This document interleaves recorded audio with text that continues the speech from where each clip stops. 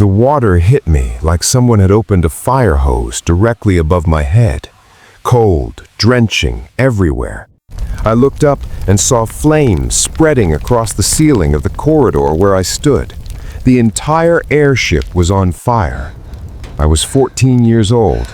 My name was Werner Franz, and I was the youngest crew member aboard the Hindenburg. 34 seconds. That's how long it took for the largest aircraft ever built to become a burning skeleton falling from the sky. And I was inside it. I'm going to tell you exactly what happened on May 6, 1937, at Lakehurst Naval Air Station in New Jersey. Not from the ground where the reporters stood, not from the famous radio broadcast you may have heard. From inside, from the crew quarters in the belly of the ship where I was working when the world caught fire. Let me tell you who I was. In 1937, I was a cabin boy for Deutsche Zeppelin Reederei, the company that operated the Hindenburg. At 14, I was the youngest member of the crew. My job was simple: assist in the crew quarters, help with meal service, keep areas clean, and do whatever the senior crew needed.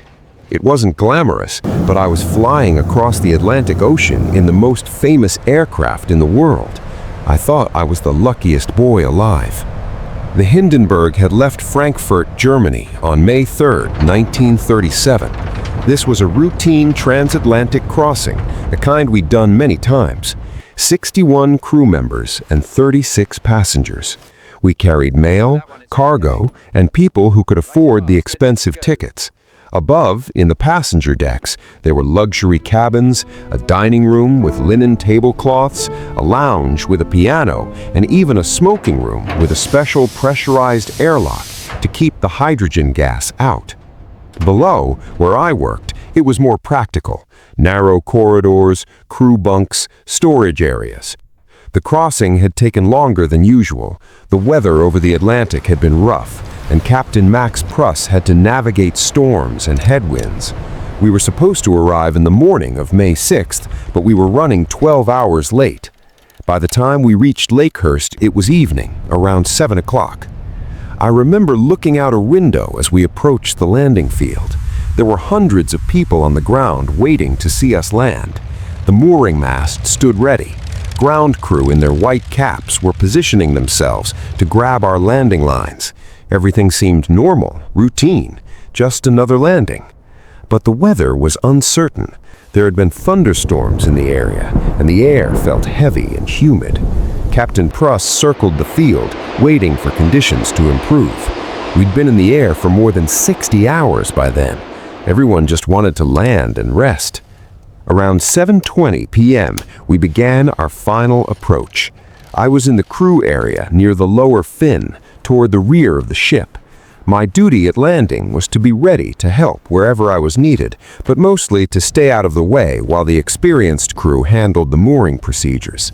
I could feel the ship slowing, dropping altitude. Through the hull, I heard the engines throttle back. At 7:25 p.m., I heard a sound I'd never heard before, a muffled thump, like something heavy had fallen somewhere above me. Then, almost immediately, I felt heat on my face. I looked up. The ceiling of the corridor was on fire. I don't mean it was warm or smoking. I mean it was actively burning. Orange and yellow flames were spreading across the fabric skin of the airship above me, racing forward faster than I could run. The hydrogen cells above me had ignited, and fire was consuming everything. I didn't have time to think. I didn't have time to be scared in the way you'd imagine. It was pure instinct. I had seconds to get out, or I was going to die. Then, something happened that saved my life. Above me, one of the water ballast tanks ruptured. We carried water ballast in tanks throughout the ship to control our weight and balance during flight. The tank directly above where I stood split open from the heat and the structural damage, and hundreds of gallons of water came pouring down on me like a waterfall. I was instantly soaked, head to toe, my uniform, my hair, my skin, everything. The water was cold, and I gasped from the shock of it. But that water, That freezing, drenching water protected me from the worst of the heat. It kept me from being burned in those first critical seconds when the fire was spreading fastest. I ran toward the nearest opening I could see. The ship was tilting forward now, the nose dropping towards the ground as the hydrogen burned and the buoyancy failed. I was running downhill inside a burning aircraft that was falling from the sky. I could hear screaming, not just from passengers above me, but from crew members in other parts of the ship. Metal was groaning and snapping. The framework of the Hindenburg was collapsing under the heat, and I could hear girders breaking and twisting. The roar of the fire was like standing next to a giant furnace. It filled my ears and made it hard to think. I reached a crew exit near the lower fin. The ground was coming up fast. We were maybe 20 or 30 feet up. I couldn't tell exactly. The ship was burning, collapsing, and I had one choice: jump now or burn. I jumped. I hit the sandy soil of the landing field hard. My legs buckled, and I fell forward onto my hands and knees. The impact knocked the wind out of me, but I wasn't seriously hurt.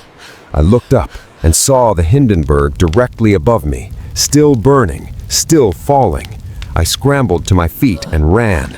I ran as fast as I could away from the wreckage, away from the heat, away from the flames. Behind me, I heard the final collapse. The entire structure of the aircraft, hundreds of tons of metal and fabric, crashed down onto the field in a massive tangle of burning debris. The tail hit last, sending up a shower of sparks and smoke. I stopped running and turned around. I was maybe 100 yards away, standing on the edge of the field, soaking wet, shaking, alive.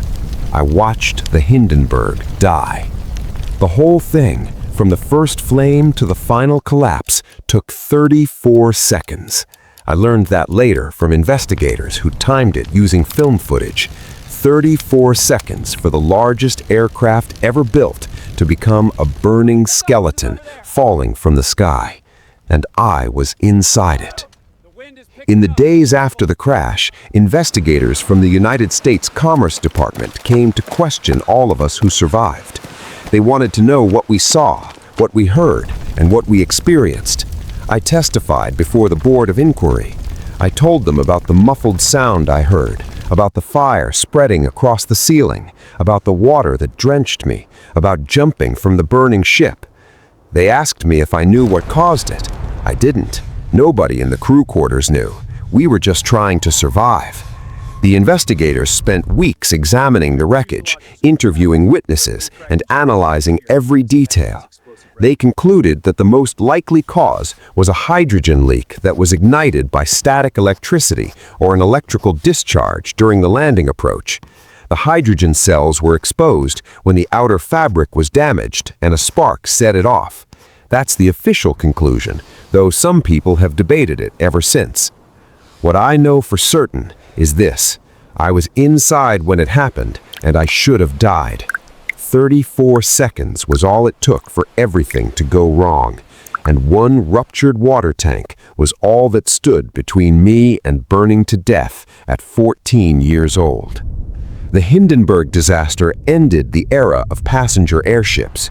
After May 6, 1937, no commercial hydrogen airship ever carried passengers again. The world moved on to heavier-than-air aircraft, to aeroplanes powered by engines instead of lifting gas. The age of the great dirigibles was over. I survived, and I carried that day with me for the rest of my life.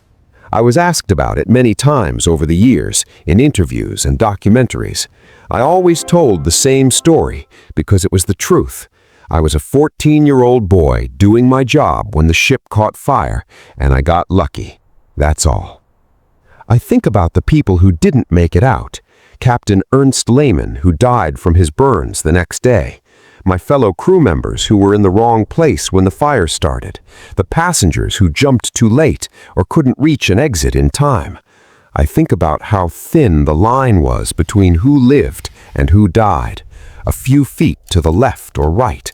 A few seconds earlier or later. A water tank that happened to rupture in the right spot.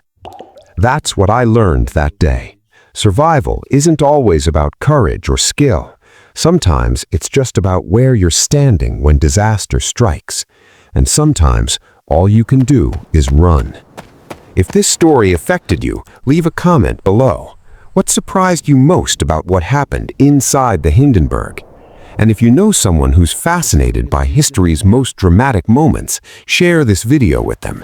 These are the stories that deserve to be remembered, told by the people who were actually there. This is History with H.